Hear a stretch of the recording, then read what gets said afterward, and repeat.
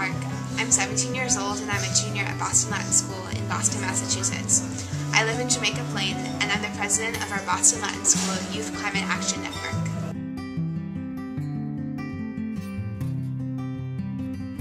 I think the things about environmentalism that really excite me is first and foremost that I think it's an issue that's really special, particularly to our generation. Not only is it urgent for everybody because it's our planet and people don't understand that these things are just happening and building up. Even though we might not see the effects right now, it's completely starting to happen and it's going to keep happening if we don't start mitigating climate change. But it's especially relevant to our generation because when it starts getting worse is when we're going to be the ones who are responsible for the planet, when we're going to be the ones who are in positions of power, in public office, and everything. So it's something, and it's when our kids are going to be growing up.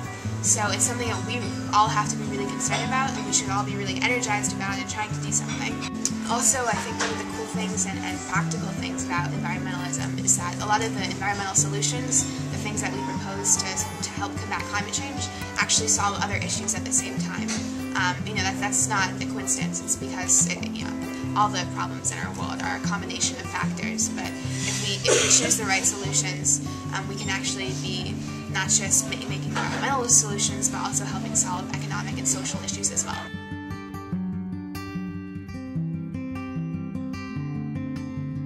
With regard to facilities, our most exciting proposal is we decided that we wanted something really big for our school that would generate enough engagement so that the project could happen and have enough of an impact and be able to involve the entire community. And we wanted it to be educational as well as improving our school's as well as decreasing our school's CO2 emissions. So we came up with a green roof, but it's not just vegetation like some green roofs. It's going to have vegetation, it's going to have solar panels, wind turbines, it would have a greenhouse as well as classroom space. So that the same way classes sign up for a computer lab, they could sign up and go to the roof to be able to have an English class up there. This year we're focusing on food, partly inspired by there's something about the food movement that really engages all different kinds of people because it's something so basic that it's really easy for people to connect to it because sometimes climate change can seem distant, whether it's because it seems like it's going to be a long time or it seems like the things that are happening far away from us. But food you have 3 times a day, if not more. So that's something that has really been wonderful to be able to involve our whole community, our whole school, not just the students who are actually in the club. So we won a salad bar for our school, we planted a garden, and in the fall we had time to grow some lettuce and other greens for our cafeteria.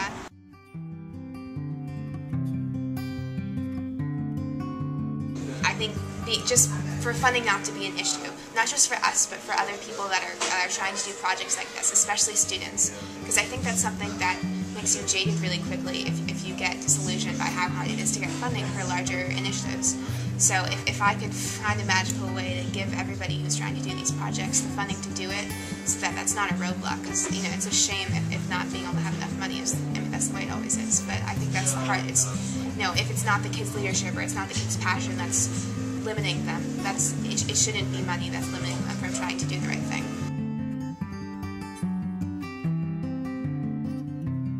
There's so many directions you can go, and so I think just the hardest part is getting started, but find some people that are passionate about it like you are and try to start a group at your school.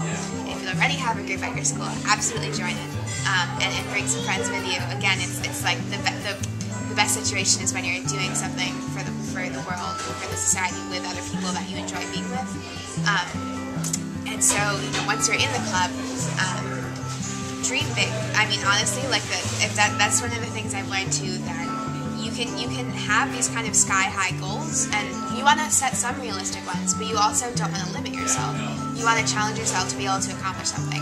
So, bring that philosophy to your club and don't limit what you think that you might be able to accomplish.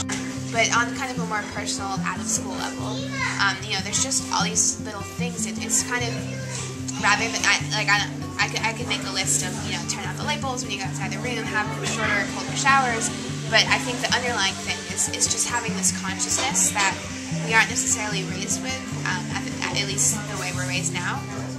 We're surrounded by all this electronic technology and all this access to, we get things really quickly, but we don't really realize where they're coming from. So I think to start to try to realize that all the material things that we have don't just appear, that they have to be produced and they have to come from somewhere, and there's people and places and environments involved in that. That's the first step to really living at the best life possible. When you're starting to, for example, check the labels on your food, see where it's coming from, or check the ingredients of the food. Don't look at the decisions you make. A lot of them carry a lot of weight. Not that you have to be serious all the time, but that just to have this ability to think about where things come from and who they involve, what effects they have, and have those factors influence your decision on what kinds of things you buy or whether you buy stuff.